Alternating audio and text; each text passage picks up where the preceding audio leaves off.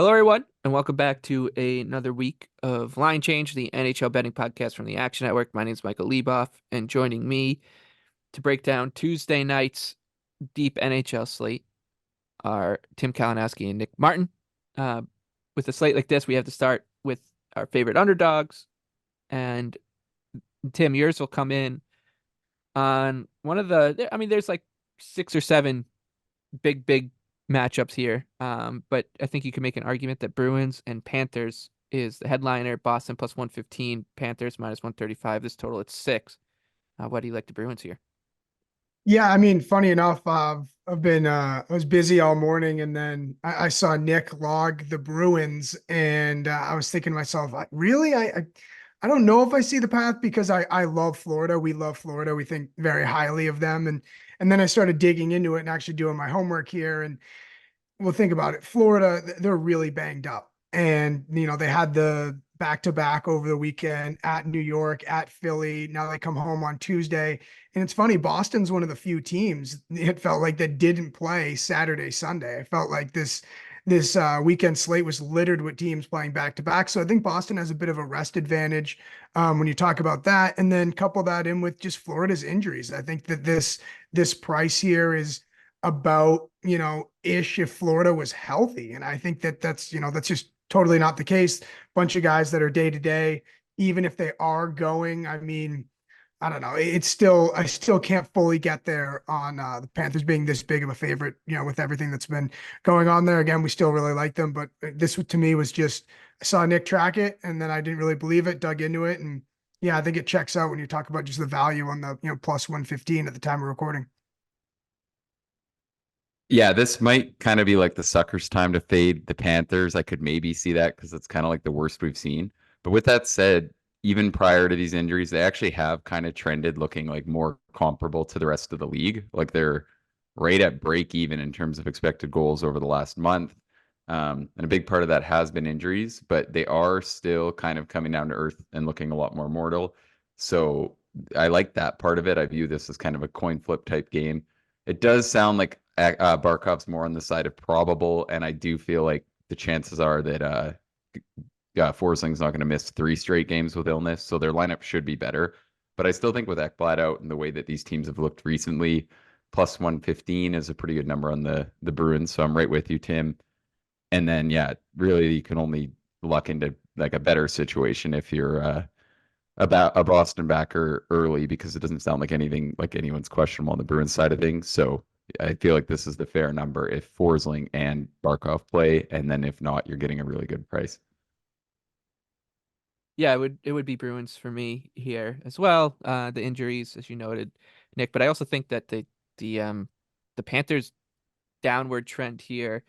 Uh, I think it's not just the injuries, like the schedules for everybody has just been so, jam packed. Like teams are playing these crazy 3 and 4s, 6 and 9s. It's as the NHL's trying to just wrap things up as neatly as possible. Plus, like you have the weirdness of the holiday week, so they try to be light this week. So I think a lot of teams are going through these weird schedule phases right now, and it might skew their outlook and their numbers, like those that last 25 games people want to look at going into the playoffs as uh an indicator of how they'll perform once the puck drops on the tournament. Like I think things can get a little bit skewed by schedules, and Florida in this spot is it's not easy. The back to back over the weekend, and then a huge game. I mean, Rangers, Flyers, and then Bruins. Not an easy stretch here for them by any stretch of the imagination. My favorite underdog in a dead rubber game. So that's a huge game, obviously, for the Atlantic Division. I'm gonna go to the opposite end of the table here and look at a meaningless one, an empty calorie game between the Ducks and Kraken. Anaheim's plus 164, Seattle's minus 198. The total here is 6. This is just a play against the Kraken, who I think have looked pretty abject ever since their playoff hopes went the way of the Dodo a couple of games ago, a handful of games ago. This team needs everybody pulling in the right direction to overachieve to their sum of their parts kind of team, and it's just not showing right now. Their last 10 games, they've got a minus 11 goal difference. at 5-on-5, and yeah, the expected goals tells you there should be some regression the right way, but not all that much. So with the way the Ducks have showed on Sunday night in a game that they looked full value to win against the Lightning, I think that I'm happy to take on the Kraken here, even with a pretty terrible Ducks team, who I hope go with Lucas Dostal in net, uh, if possible. He's just, I trust him down the stretch more than I would, John Gibson, who I don't think and wants to be playing these kind of games is how I'd put it politely. So I'll take a shot on the Ducks here against the Kraken, Nick. Yeah, I can definitely see it. I think like this is one of those ones. I looked at the first number. I think plus 164 is like too long, like kind of statistically. I think it'll come down. But I also feel like this is kind of the spot where the Kraken end it. Like, felt like they had a huge letdown versus Montreal. I think we've seen the absolute worst of it. I feel like there might still be a little bit of get right. So I'm a little scared off it. I feel like I know those aren't like the most like, you know, locked in reasons, but I never want to like fade this team when I feel like we've seen the absolute worst of it. And the Knights and the two Knights games and the Coyotes games, I feel it could have gone a lot differently. So I don't know. I can see it from a numbers thing, but I feel like this is just the time that they win one. Yeah, I mean, Leboff, I almost made the Ducks my dog. I think I was scared off for probably the same reasons Nick said, but this price to me is just, I think when you just factor in where we are in the season and, Seattle looks like they're kind of pulling out the string, and it could be recency bias, but Anaheim was full value against Tampa Bay on Sunday. And so I was just way more encouraged by their performance than what I've seen from Seattle. I mean, I know it was kind of a tough schedule spot with Montreal, but so I looked at this and thought it was too long. I maybe on a different, smaller slate, I'd probably be, more excited to play it, but I don't know if I'm quite there yet. It's just, I don't think that the difference in these two teams as we talk right now is this price, but yeah, I'm worried about the whole get right against and I mean, think about it. And we're like, yeah, I mean, they played Tampa Bay hard. That's good, right? It's like it's hard to bet off of that intuition. Well, and the thing for me is that when I revert back to just thinking about the rosters, I do think this is like the fair price of who's going to play in this game. So I don't know. It's tough. The Ducks got the Lightning in such a good spot too. That really pissed me off. Like, I don't think the Lightning are that good. They had the two huge injuries. They're playing back to back. They had Johansson in goal. So I don't know. All right, on from one cellar dweller to another one. I think we can put a bow on the race for the Wooded Spoon. By the way, looks like the San Jose Sharks are gonna win that one going away. So congratulations to them. But the team that was chasing them in this race, the Chicago Blackhawks, are hosting the Calgary Flames. Also another empty calorie game, as Calgary is done and dusted in the Western Conference. Still laying minus 180 in Chicago though. The Hawks plus 150. Nick, make your case for Connor Bedard and Chicago. Yeah, I like the Blackhawks rate to plus 150. I'm not surprised that this one ticked down because it felt way too long. And I just think the Flames are continuing to get too much market respect. I thought they got way too much market respect in that Caps game, way too much respect to open as favorites last night versus Buffalo when Buffalo was rested and waiting in Calgary. And I think this is a good time to keep fading on them. Right now, I just think the Flames are going to play a lot of coin flippy hockey with pretty much everyone. It feels like the bottom's kind of fallen out. I thought they'd be up for that Canucks game and show better in what was kind of like a Super Bowl type game for them at this point in the season. And they did. And then I'm not surprised to see them just fall flat last night. I kind of think that's what's left. I am not sold on Miromanov's play. Shillington had a horrific weekend. I think the defense core, as we kind of expected, is starting to look like much more of a flaw. And they will have a notable goaltending edge. I'm expecting them to go with Markstrom here, but hoping they'll go with Wolf. And the Hawks might go with Soderblom. So at that point, you'd probably need even better than plus 150 if it was exactly that goaltending matchup confirmed tomorrow. But I still think this is really, really solid dog. And the Hawks have been kind of trending up a little bit in terms of their run of play numbers. And I think the Flames offense too is looking a little more stale. Also not loving Miromanov running the top power play. So I think the avenues are there, and that this one's going to be more competitive as the Flames just kind of keep skating out the schedule. Yeah. Yeah, it's funny because you mentioned Nick Calgary, this 3-4 that it's about to be for them. Travel in all of these, which is, in some way, shape, or form. They go at Vancouver to back home, now at Chicago. My worry is the Chicago first game back from the Western swing. I think that's I know it's I bet into spots a lot, but it's this they come off that big win at San Jose. Now you come home. I don't know if there's any feeling of accomplishment or something like that of we did it and some sort of complacency. I don't know. Again, we like screw management. We're not gonna follow we're not gonna follow the bottom. I know that can sometimes like galvanize a room. So I'm probably reading too much into it, but that's what kind of scared me. Yeah, I think it's just a raw talent left thing, and like the spot's about even. I think by the time you factor in like the Blackhawks rest situation, and then even like I feel like people are always horrified when you talk about like betting on the Hawks and that sort of thing. You like if you look at these two teams' records straight up. So at home, Chicago's 14-22. The Flames are 15-19 straight up on the road, and that's over the entirety of the season when they had all their guys there. So it's not like this is some insane reach to say that Chicago, like even just based off the way the year's actually gone, like the percentages are perfectly fine to say that Chicago can beat a Calgary team that's well below 500 on the road or heading 500 on the road. So yeah, I think it's a solid look. Yeah, 5-5 in the last 10. Chicago is, so it's another team. It's really a kind of a dangerous stance to try to figure out which lottery teams are gonna bounce back. But I do think that they're showing kind of like the signs from a team that you want to at least keep in your pocket, whereas a couple other ones, as we noted about like the Sharks, etc. At times you might want to just cross out. But um, this looks about right to me. I think I'll wait to see what the goaltending comes in on for Chicago before making a bet here. But it would I'm not laying it with the Flames. I'll tell you that much.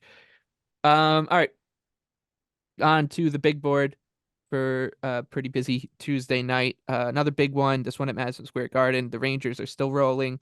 They're taking on the Flyers. Philadelphia plus 160. The Rangers are minus 192, and the total is 6. The Rangers are right back in that President's Trophy conversation, and they're getting a lot of credit.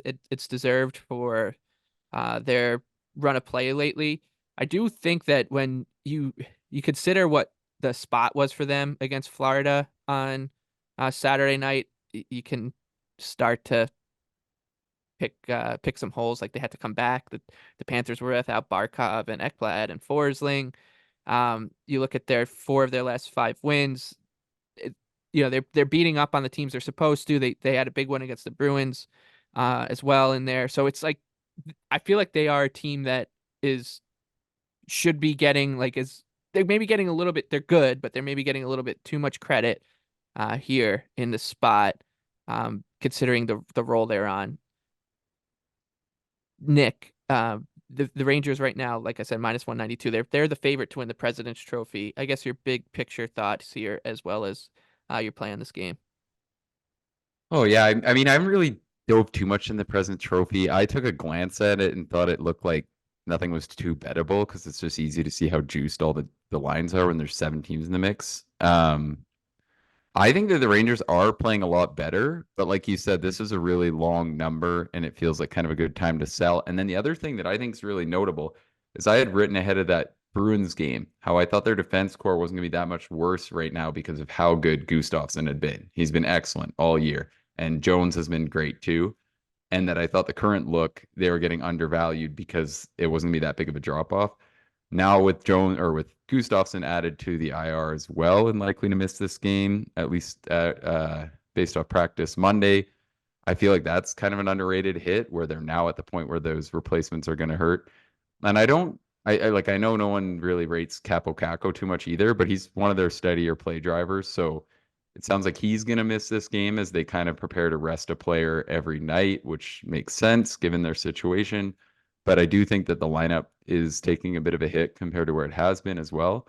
So Yeah, to me, the number looks a little too long. Obviously, they're going to have a goaltending advantage, but I think the rest of the gameplay at even strength should be pretty even. We kind of have seen that from these teams so far this year. So I think it's a good time to try and sell on the Rangers. Yeah, I mean, it feels good to finally have be interested in betting Philly as a longer dog. I mean, they got a lot of love and it kind of lost their value, and once everyone kind of caught on to this team's a real good bet for a solid effort and making it difficult and playing up to their opponent. But Nick, you mentioned the Rangers injuries, kind of what they're doing in the lineup. That's what kind of gets me towards Philly here. And also, too, should see Urson again. And I noted here that Urson, after rest, since the Carter Hart situation, 3-0-1. So rested Urson could bode well for Philly here. Rangers 2-0 versus Philly this year. I don't know if you put anything into that, but yeah, I probably get to Philly here. I already bet Philly. I don't feel great about it because it just feels like everything goes right for the Rangers, all their bounces. And I'll add as well that if you like Philly, there's still a 6 on the board here in terms of the total. I feel like if you like Philly, you likely like the under as well, the way that they play. So just I didn't bet the under, but I'm glancing at it as we record this. So it's Philly for me. Yep. The you can make an argument these two teams just they go about things in very, very different ways, and it seems obvious to say it, right? Like the Rangers are a team that they can beat you in a 4-minute burst. Like you can outplay them for 56 minutes, and then they'll beat you in a 4-minute burst with 2 or 3 quick ones, usually one on the power play, etc. The Flyers, they need to win basically all 60 minutes. They're not built to come back from any deficits like the Rangers are, and if they make mistakes, like Urson's been, I think, pretty admirable in between the pipes for them this year, but he's not the guy that is going to cover up for any glaring mistakes or anything like that. Whereas the Rangers obviously have the goaltender and then the scoring upside to cover up those kind of high risk type plays that you'll see them make. So yeah, I think the Flyers plus 160 here is definitely worth a bet. I'm very interested to see what these President's Trophy teams like, how they kind of just like the you noted it, Nick. Like Laviolette has been pretty honest about how he's going to be resting their forwards, especially down the stretch here. I think that Paul Maurice is likely doing the same thing. I know he said that Forsling missed both games of that back to back with illness. I think that plays a factor there. So I don't know, just especially in the Metro where you're going to likely get a soft opponent whether you finish first or second in the division. I'm really interested to see how these teams, Boston, Florida, New York, Carolina handle their roster maneuvering down the stretch. It's definitely something to keep an eye on. And that's a Yeah, very good and point, Mike. I'm sorry about the Metro. About I didn't realize this until we said, I don't know if we were recording or not, but you're pretty much getting a softer opponent, regardless if you finished first or second in the well, Metro, because Philly's, that's yeah. I was just gonna say that's a little debatable though, because you need to, if you win the Metro, you would need to beat the Atlantic Presidents, winner for yeah, that to be that's what I true, mean. If you right? finish right, Oh, that's correct, yeah, correct. yeah. Yeah. You want to avoid Tampa, I guess, but like, or you do, but if you finish first in the Metro and beat the Atlantic Division, that's what I should have said. Yeah, Yeah. it's um, yeah, but it'll be weird. I mean, because Laviolette's already doing it. I think you could make the argument that Maurice is already doing it. Wouldn't be surprised if the Bruins start to rotate guys in and out as well. And yeah, the last thing I'll put out there before we move on from this game too, for people who do look at the previous matchups and might say, "Oh, Philly's 0-2, like that makes this a great time to play the Rangers." Philly dominated them in those 2 games, particularly the one at home. They lost 2-1. The other game they went down early and really poured it on as well. So I wouldn't look at those two as something like, if anything, I'd be like, okay, based off the way those 2 games looked, I'm happy to try on plus 160 again. I don't really think they mean a lot either way, but yeah, just another note there. Okay. Canes and Penguins up next. Carolina minus 192, Pittsburgh plus 160, total 6.5. Pittsburgh coming back from that road trip out west that ended in calamitous fashion, blowing a 4-0 lead to the Avalanche in a game that just is out of control.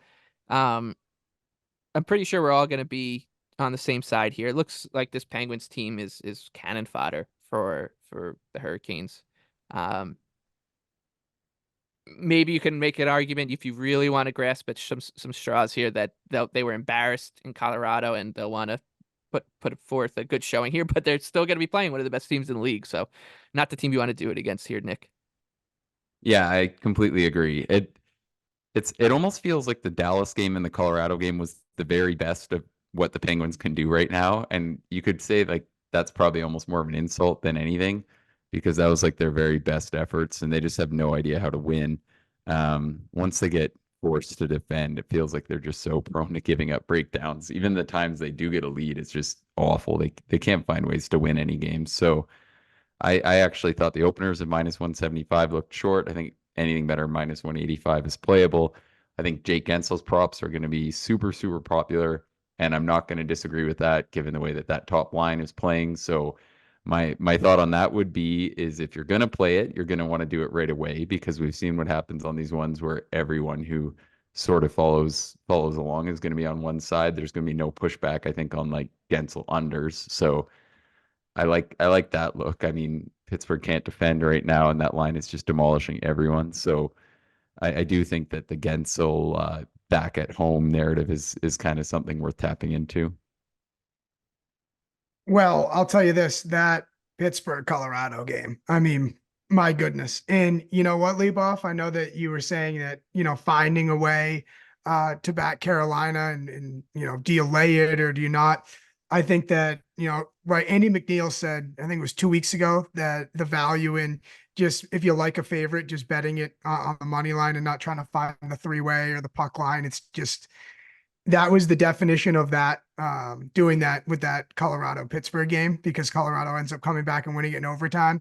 And Nick, you bet it money line, I bet it three-way, and I'm just sitting there like, I wish so badly I had just, had the stones to just bet the Avalanche on the money line. So I look at that as the same opportunity here with Carolina. I don't want to mess with the overtime or anything like that. I fully laid it.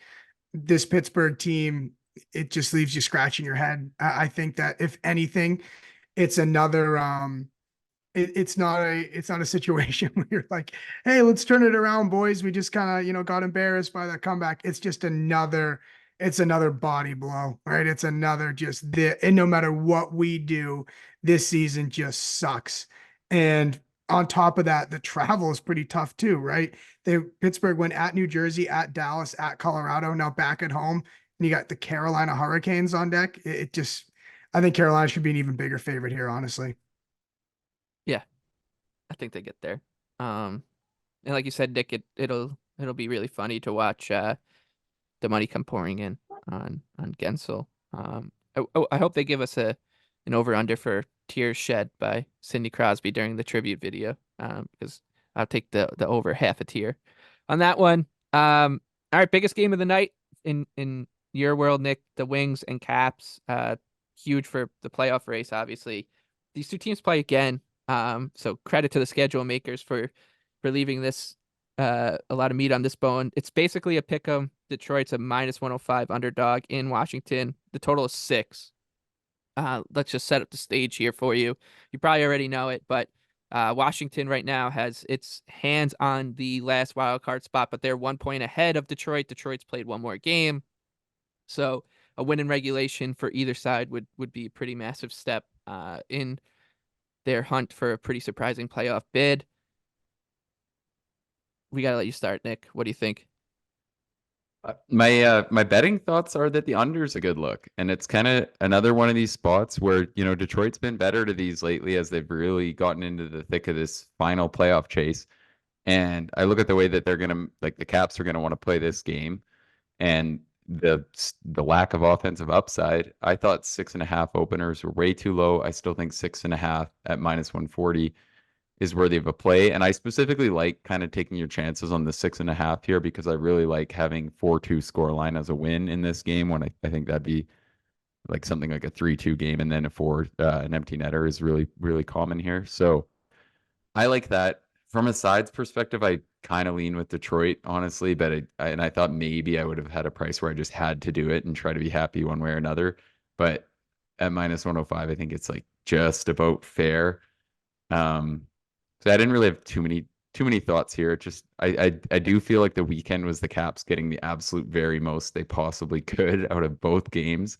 The Jets game, and obviously the Jets are a really good team, but that one could have gone off the rails in the first two periods for sure. And they managed to hang around and then come up with some timely scoring. So I don't really have too much of a lean on sides. I thought the prices looked fair. If people wanted to bet Detroit, I don't hate it, but yeah, I do think the under is a good bet. Nick, who do you have power rated better? Uh, Detroit by a hair, I think. Okay. It's hard to say though, because like how much better is Detroit really going to be with Larkin back in the mix? Like they're with and without him stats are crazy, but I also have such a hard time believing like one, he's a really good player, but I have a hard time believing one guy makes this much of a difference. So I don't know. I think they're about the same. It feels like we've seen kind of the best of it from the Caps lately, some of the worst of it from Detroit. They had a decent start in Nashville and then hit a wall in the third there, which, I mean, credit to the Preds. They're kind of doing that to everyone right now. But I think Detroit by a hair. You know, Alex Lyon is 0 for 8 in his last 8 starts, and he's been yanked That's twice. crazy. Well, He played great. He played great against the Predators, though. He that's did, what I was but He gonna was say. really good. The goaltending disparity is what I think. Like, you want to make a good argument for in this game for the Capitals, you just say that the goaltending disparity is probably a lot wider than the names would suggest, right? Like, you look at it on just on paper, but you also can make an argument like, is Charlie Lindgren going to keep up this pace? Like but you could also say there's proof in the pudding that he does. Like he's had some really brilliant stretches throughout this entire season. It's not like the Alex Lyon, 2 week or 3 week stretch there. Like he's been solid all season. I like the overtime here. I think, like you're saying, I think we've seen Detroit in these games now understand like what the mission is. We saw it against the Islanders 0-0 first period. We saw it against the Predators 0-0 until 5 minutes left in the third. I think that they're trying their best to cover up some of their defensive deficiencies and protect their goaltending. Capitals would be more than happy playing that. So I think this could be one of those slow event like it's a cliche now at this point with playoff type games or playoff games. Like they either go one or two ways, right? Like early gates open up and teams are trading chances back and forth, or both teams looking to shut it down and get this one to overtime. So, I think the overtime bet's going to be worth a look here. Yeah, for the like record. Oh, my bad, Nick.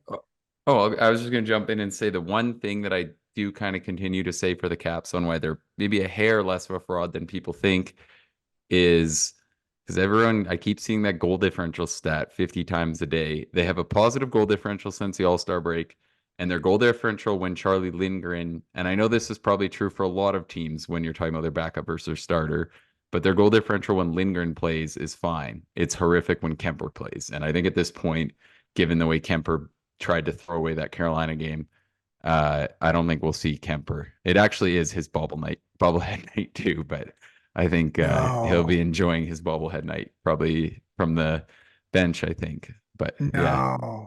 Wow. Is Carberry a bad coach? Is he a jerk? Why are we best writing coach. that? He should be getting every vote for the Jack Adams. And I have no bias on that take at all.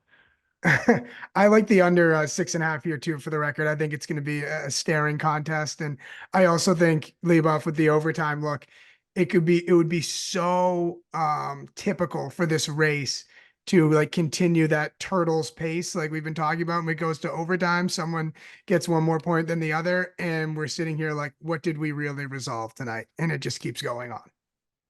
Yeah, and like the one thing with that is people will say like, oh, the other team really doesn't want to give the other one a point, but that doesn't actually hold a lot of weight, especially because when it comes down to it, they're still playing like such a locked in, sharp game. Like you look at the Wild Predators or the Wild versus Blues games the last month, they were like the exact same thing. Both of them went to overtime, so I don't really think that narrative holds much weight. It's not like in the final 5 minutes one of them's gonna like do something insane and pull their goalie, or like guys are going to be going nuts trying to score. So I don't think that like works against this play at all. Yeah, and they play again.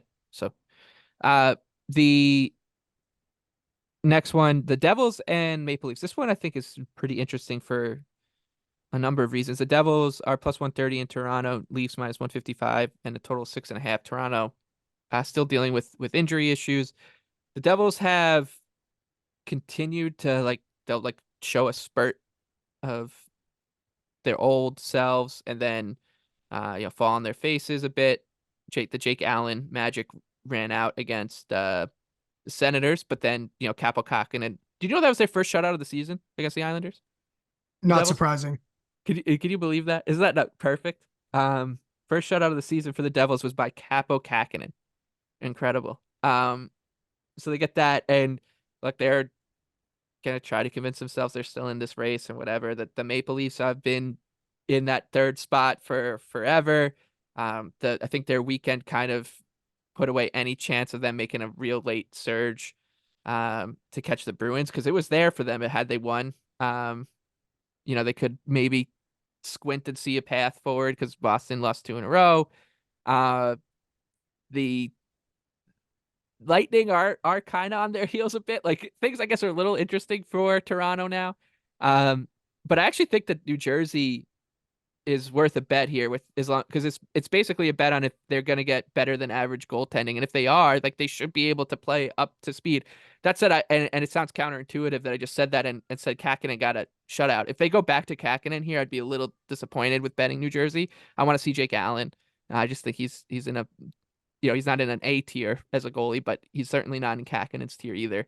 But so I like New Jersey here, Nick.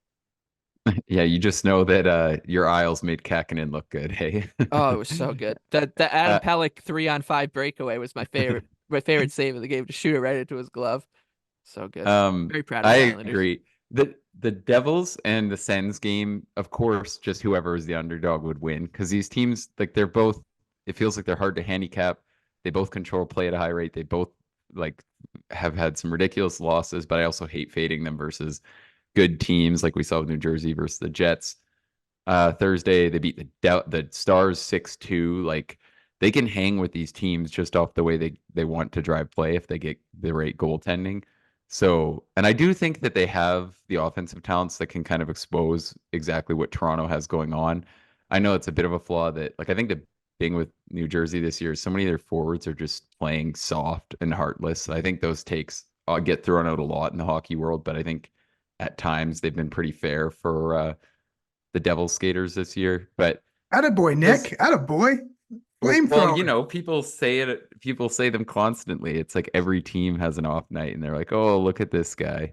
Anyways, I think that the Devils are like the kind of team I want to buy as an underdog in Toronto and fade down the stretch versus the games they're kind of supposed to win. So I thought this looked a little too long too. I think the Devils match up fairly well against Toronto. Yeah, all the reasons you guys said. Look, Toronto, I had egg on my face trying to fade them against Edmonton on Saturday night, and I basically listed a lot of these reasons, thinking that the Oilers could expose where the Leafs had some injury concerns, especially on the back end, and that didn't happen. And I think the Leafs get a lot of credit too for playing Carolina to a 2-1 game on that back-to-back that was traveling. I thought that was a pretty difficult spot. But on top of the whole thing, the Leafs have played like a million games in, a week. They This is they another played team with the schedules are absurd right now. yeah, So they got dealt the hard schedule card this past week or two. So it is a tough spot. You go Edmonton at Carolina, back home against a New Jersey team that can totally play up to its number this late in the season when they have some stability in net. So yeah, I'm willing to make a play on it. And I still think the Leafs. I'm not hitting the panic button because they've been good enough. It's just that this end of the season here, I wouldn't blame them if they took a night off. Yeah, they've been good. I think it's one of those things when we're talking about the actual betting numbers here. It doesn't have to be that much of an insult to say that we like the Devils here. It feels like one of those spots where people kind of get that misconstrued. I think the Leafs are pretty well, having a pretty strong month of play. But like you said, they played a lot.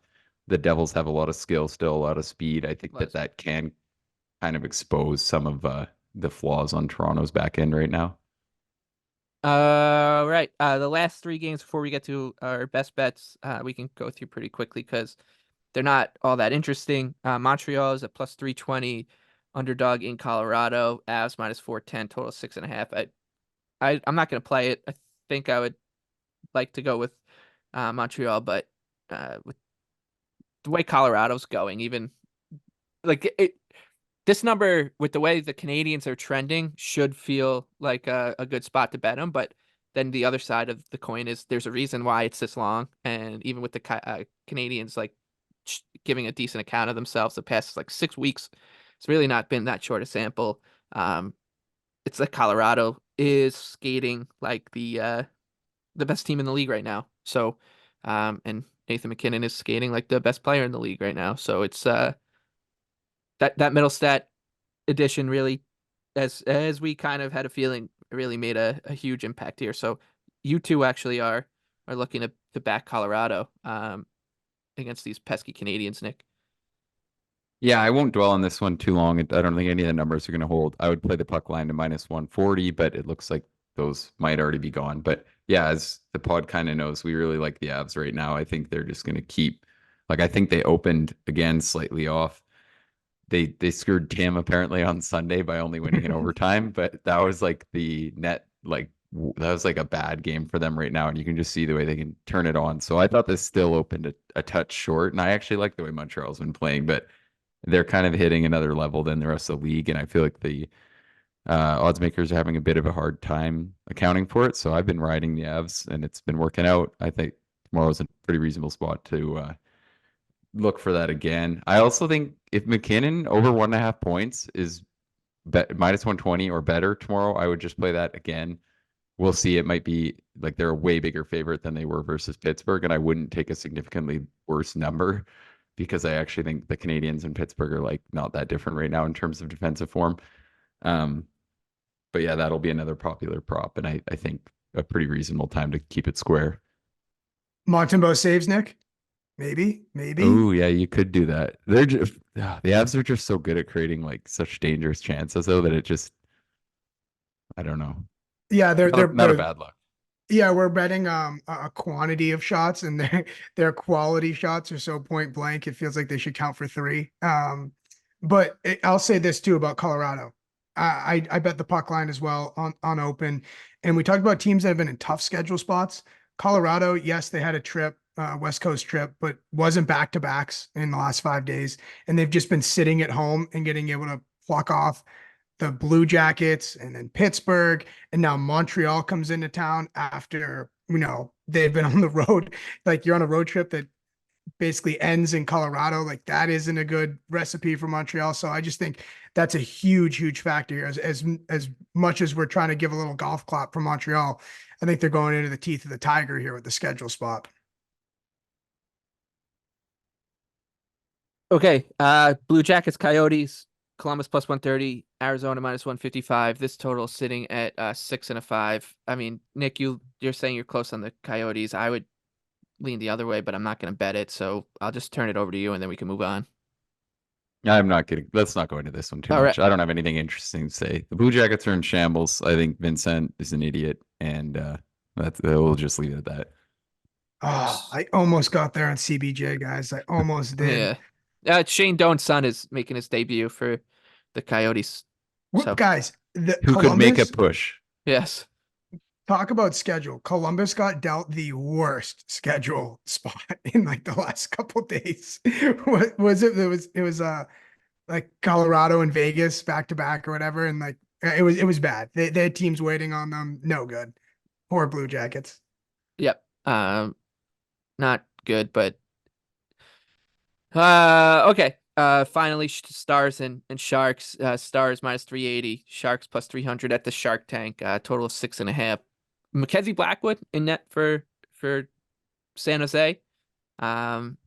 Nick, you think that they could cover this puck line? I think that the Stars can cover this puck line, but another one. Who knows what will be out there tomorrow? These ones have been the hardest to predict what the number will be. I would play the puck line down to -142, which is still available on the down to -145, which is still available at the time recording. So hopefully that's there. I think these teams are so far apart right now. The Stars can roll you line after line, and I feel like that just is not a good matchup for the Sharks.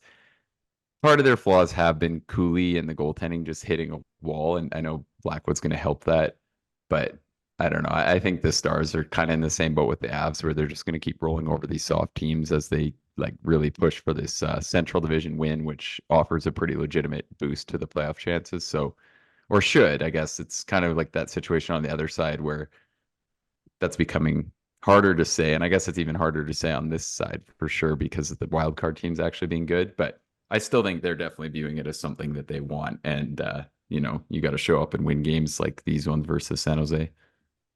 I mean, yeah, this is all I can think about is that when the Stars had like three separate 3-goal deficits against San Jose Yeah. like a month or so ago, and they somehow came back. It's just a matter of, even if you have the most ideal scenario betting San Jose here somehow, some way, it's just like Dallas can do the thing where they just turn it on and tilt the ice, and it's like, well, that was fun for about 10 minutes or whatever. So I don't know, maybe Dallas live if they go down I 3 could goals see again. that. Yeah, I mean they've been the Sharks also they lost 2-1 in overtime with Corona and goal in Dallas like 3 weeks ago, right? And then they Mhm. had that other one that was absolutely nuts. So maybe that could tell you this will be close, but I don't know. I thought their spot to get a win was Saturday versus Chicago, and they blow 4-0 in a period. That was So great. yeah, it feels like however this goes, the Stars should be pretty live to give it a chance and cover that puck line. Blackwood saves, Blackwood saves. Someone say it. I don't know. I think everyone's going to be making a case for their Stars prop. And the thing about the Stars props, and this might be the right spot where you want to target like one of them, but it's crazy because their scoring is so balanced. Like the Yeah, top it spreads lines, out. Yeah. yeah, it's tough to like zero in on a target. I feel like you like in a particular game. I feel like everyone just says because of that, they're just like, well, the number's gonna be too short on, the the top line. I'm just gonna land on Wyatt Johnston. And then Uh you still do fine because he's yeah, scoring like right, you just land on Stankoven and Johnson, and then right. they're both scoring enough that you're like actually still doing good on those props. Okay. That brings us to our best bets. Nick and I are in the same game. I like a side, he likes the total, so let's start there. Vegas is in Nashville. Knights plus 105, Preds minus 125. The total is 6. I don't think this number makes that much sense. I know that at some point the Predators are going to lose a game in regulation, but they're 15-0-2 in their last 17, and there's a reason for it. Like they just start clicking in basically every facet of the game, right? They're creating a ton of scoring chances. They're getting great goaltending from Saros and Lankinen, and they're catching Vegas in a great spot here. Vegas is back to back. They have St. Louis on Monday night in what is a massive, massive game. So it's not only a back to back, it could end up being a little bit of a letdown spot. Plus, Aiden Hill is on the sidelines, and that could mean Yuri Patera is in goal here, widening that gap. The Preds have been just demolishing teams for the most part, and they are, like I can't make sense of why it's only minus 125, minus 130. I like it to minus 135 with Nashville here, because it's the spot, the way that these two teams are going in terms of form, plus the goaltending disparity. So I'll take a shot on the Preds here as a favorite, Nick. You made a good case for my overbet here, with the obvious thing being that the Preds, the way they've been generating offense, should be able to get to Patera. The one thing, though, I do think is we've kind of seen the absolute worst of it from the Knights. I wonder if this is a good spot for them to kind of gel and play well in the back to back and really wrap up this playoff spot. I don't mind it on the Preds. I agree. Like there is a pretty clear case that it's short. I just think it's one where we'll see both teams get their offense. I think you're going to be in tough defending Patera versus an up-tempo Preds team. With that said, the Knights have proven time and time again they can be pretty clinical off the rush, and Jack Eichel's really humming. The offense looks a lot deeper again. I think we're going to see them trend upwards the rest of the way. They played really well in a really favorable spot versus Columbus, and I like the way the offense clicked into gear there. So I kind of think we'll see them play a good game tonight in St. Louis and then follow it up tomorrow. I think that lends itself to an under more often than not with the way they're going to have to defend Patera and an excellent Preds offense. So, yeah, I thought that anything better than minus 125 at 6 is a good play. So hopefully some of those hold up because, yeah, I like the over in this one. Yeah, I mean, Vegas, this is just, I guess, concerning. It's they're so fascinating. I feel like we just keep waiting for them to really start turning it on. It's kind of like they can't get out of their own way, especially with the injuries. So yeah, I like the over there too, Nick, if it holds.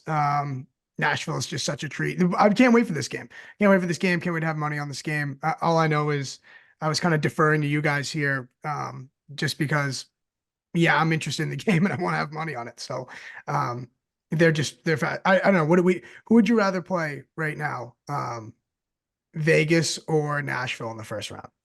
Nashville, 100%. I think Nashville is like such a good team, but I still feel like it would.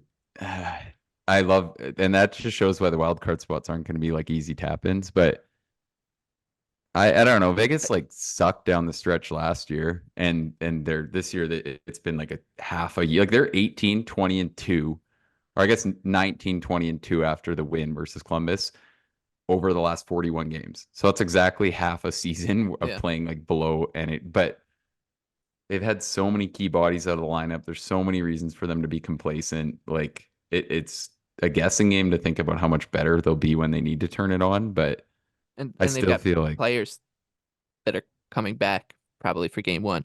100%. So Well, I mean, Hurdle for Hurdle, sure, that's what I'm saying. right? Hurdle. I Yeah, mean, and then probably Petrangelo's Stone. now been in and out, so it's the defense has just been decimated all season. I would I think the more interesting question is like these two teams both want to play Vancouver, I would think, in so it's almost like they're when let's say Vegas beats St. Louis on Monday night and kind of wraps things up. I think they'll be more like keenly interested in that race than them. Like it's almost like they're going to try to be positioning themselves to play Vancouver, and they obviously don't have control over that situation. So very interesting.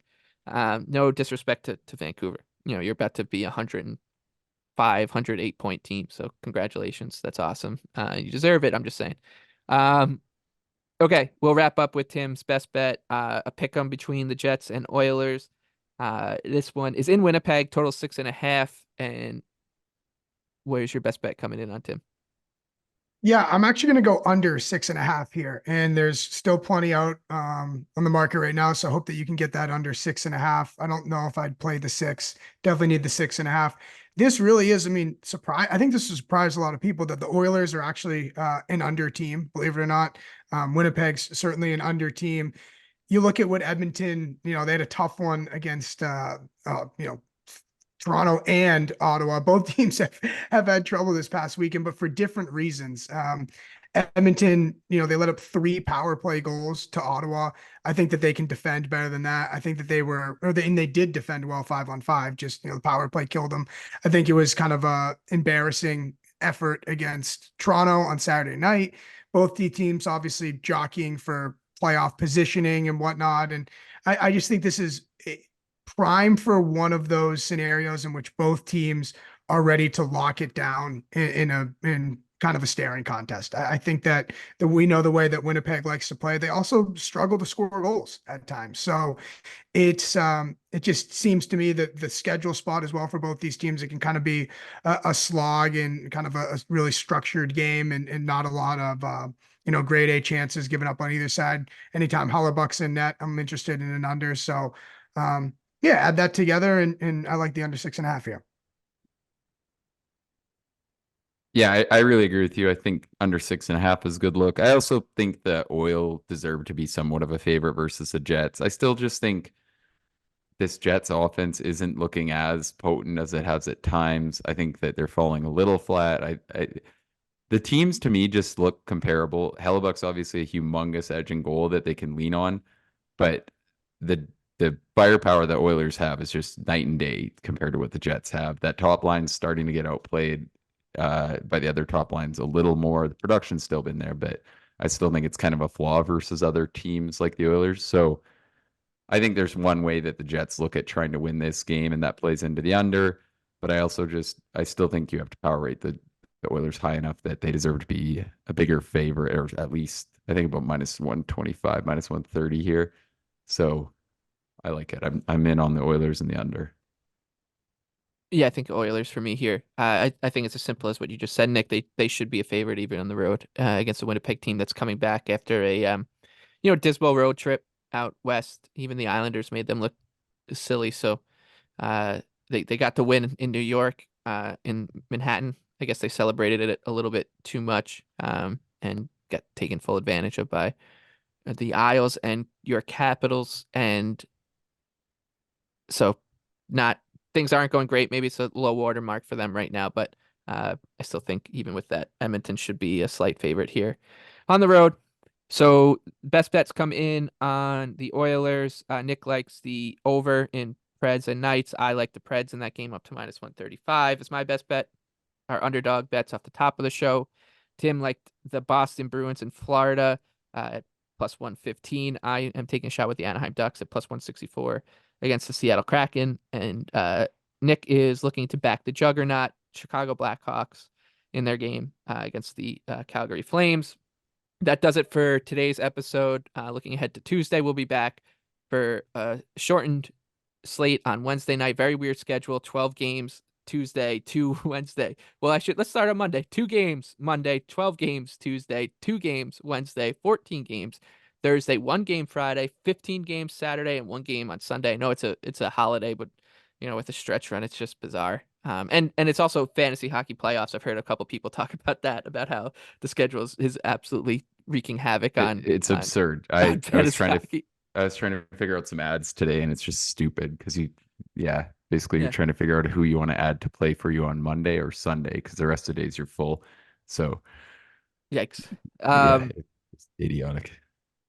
But yeah, we'll talk about the 2 games on Wednesday. We'll maybe do a little futures update. I think that there are a couple of interesting things out there in the futures market once again. And then we'll be back again on Thursday to wrap up the week. And then, of course, we are working on our kind of scheduling for content coming out ahead of the playoffs and then during the playoffs. And we'll keep you abreast of that. For Tim and Nick, I'm Mike. Thank you for listening to Line Change. Thank you to our producer, Noah. Please rate, review, and subscribe. And best of luck with all your bets on Tuesday night.